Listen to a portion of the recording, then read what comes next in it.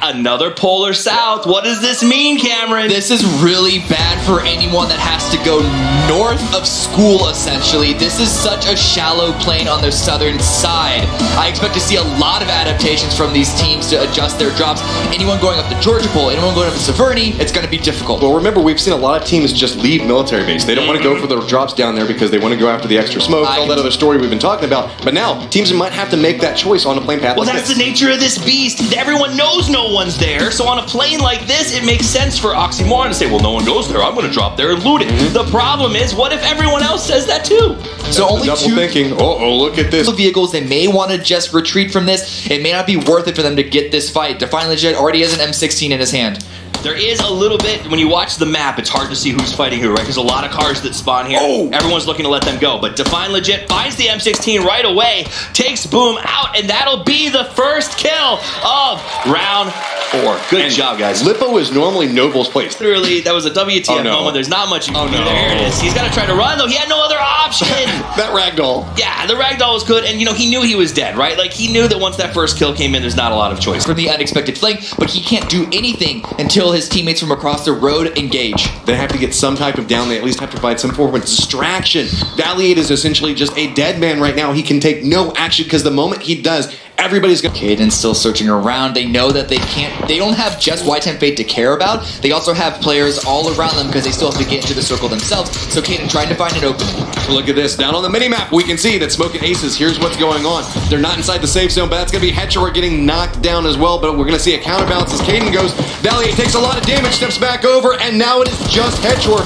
Venerated and Pat Caps are both low, but really there's no way that Hetchor can capitalize off of this. He's just decided to run straight at them. He knows that they're weak. This could be an opportunity. He has to get it, but now he's put himself right up next to Smoke and Aces. He's got MV next to him. He realizes they're probably getting the reses off. Now realizing he can't do anything off of it, and this is a full 4-man from Envy that's alive and behind him.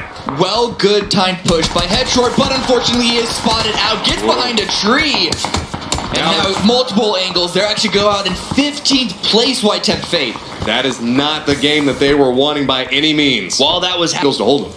Space Station Gaming are in a better position right now. Wildcard were able to get a foot inside of the city, but they took another casualty while Space Station still have 4 up. It's difficult being the aggressor into a collection of buildings like this. Nade's gonna land back down next to Pride. Gotta go ahead and drop him. That was a beautiful nade coming through there. I gotta say, Win has to know that they have the numbers advantage at this point. Now it's a matter of, is Pride bait?